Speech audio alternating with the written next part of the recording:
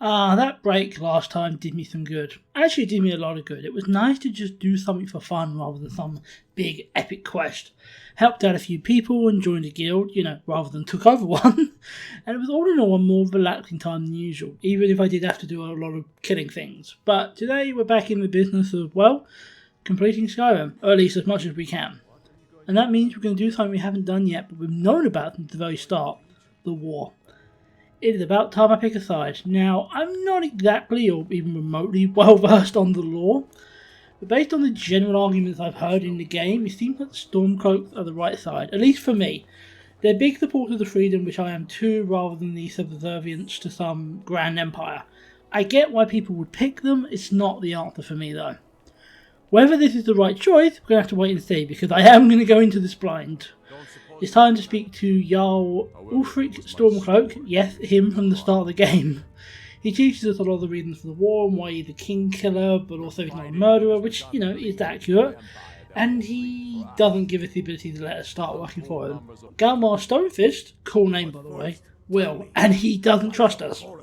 Because he's racist. Yeah, so I'm an Imperial. So logically, canonically, I should go with the Empire. But I'm sticking with the side I think is right, and he will eventually take us. He's sending us to Serpentstone Island in order to test us. Alright, let's go. Of course though, it's not going to be easy, but not because of the island. No, because we encountered a bloody dragon on the way, who was promptly killed by something far stronger than the dragon we want to avoid. We eventually get there and we find an ice wraith. Oh, I remember these, one of those little snake things we killed earlier. Is that it? Yeah. But why do I feel like this was maybe something we should have done earlier in the game, but we missed it? Anyway, head back to Galmar. It's time to make it official, to lock in my decision. Here we are, locked in with the Stormcloaks. And to top it off, got a nice achievement for my trouble. Of course, we're not even close to getting it done, and we have our first true Stormcloak mission to get the Jagged Crown. There's actually a lot of quite interesting explanation here, but long story short, it's the crown of the ancient king that was lost for a long time, and it will help to legitimise Ulfric's claim. So let's go. And as soon as we head out, we get attacked by a dragon and an ancient sorcerer. That went well. Next time went a lot better, although low bar. We arrive to find out the goddamn Empire is already here. It's time for the first time to bring the fight to them. And once again I get the impression that I was originally meant to do this at a lower level, because Imperial soldiers are really easy. Maybe they'll be harder when we get inside. No they won't. I literally took on 3 at once and won. They stayed easy when we got through until we encountered the Draugr. It's a dead one, but it scared the Stormcloaks. Not me though. And it remained easy until we hit a good old claw puzzle, which the solution's on the claw, so yes, it is still easy. They couldn't figure it out, but my superior intelligence did. The next puzzle consisted of just going upstairs and pulling a handle. This is very easy. Will this ever get hard? Yes. When we get to 2 Draugr Deathlords and a Scourge, that's when it gets hard. They're all individually strong enough to kill me, and together, they eradicate all the Stormcloaks and knock Galmar down. I stole the crown in case that would make them collapse, but of course it didn't. My mage did a pretty good job of that though, and we have the crown. Now then, another quest, and we're off to one of our favourite places at Whiterun to deliver an act to the Jarl. Okay then. I like the Jarl, so it's good to go and talk to him, and it's made very clear that he's about to become an enemy. And we have to return the axe. Oh dear, looks like we're going to war against Whiterun, which is where the companions live, and also where my house is, and also where Lydia is. Oh well, war is inevitable it seems. The Jarl seems to be struggling to have a serious conversation though with the stationary moonwalking Galmar. I love Skyrim. I love the glitches. Glitches are cool. Anyway, we have our orders, and that is to attack Whiterun. So yes, we are going to war against my home.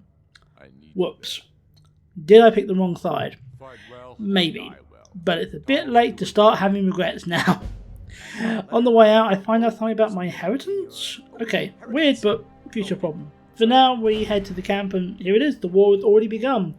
Galmar does a inspiring testosterone boosting speeches, and he's very good at it. And then we're off to battle. It seems like it would be challenging, but not really.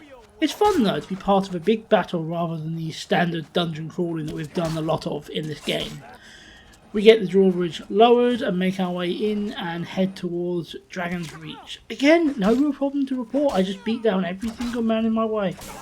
Once there, I have to fight the Jarl and Irileth, both of who I really like. Well, I don't have to fight Irileth, so I focus my effort on the Jarl in the hope that'll be enough. I beat him down, then he fully heals. The second time though does the charm, the second time he stays down. Down, but importantly not dead, he surrenders. And Irileth lives. Results. I won't bore you with the politics, but we got what we wanted. Whiterun now belongs to the Stormcloaks, and we have access to the city again. Those two don't really like me very much now, but hey, at least they're both still alive. That I'm happy about. I get told to report back to Jarl Ulfric, but, well, that's the problem. He won't answer me. This game is bugged. Great. Remember how I said I enjoy Skyrim glitches? Well, not these kind. After about 10 minutes, real life minutes, of travelling around and waiting for Whiterun to return back to normal, it finally lets us talk to him. And we get our next mission, which is a bit of an easier one. We're off to Falkreath, not to take the city, but rather just a nearby fort. I killed another dragon in Falkreath, because, you know, while I'm here. And then off to the camp, where I was simply told, go to the fort. Easy enough, and yeah, it really was. We get there to find it under attack, we easily kill the Imperials, then we head inside and keep killing them, using my fancy new flaming sword I got for taking Whiterun. I also start murdering them in their beds. We're definitely the good guys here, right? Right? Regardless, we head down and we free the prisoners, and that's mission accomplished. Finishing that gives us the ability to buy a house here, which cost 12 grand, but I really like the idea of having a second home, so I bought it with nearly all the money I had. Then I went inside and found a bloody chest. No, I'm not being British, it was a chest covered in blood. And apparently I've started a new questline. Oh, and behind the false door, a murder room.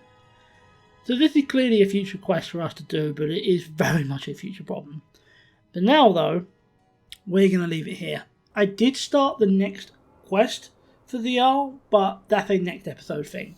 We did well though, we joined the Stormcloaks and got an achievement for doing it. We conquered Whiterun and then defeated the fort of Falkreath. I dare say we've really helped the war effort today, but there will be a lot more to do and a lot more to this, I'm sure. For now though, I will simply say thank you for watching, and I'll see you next time.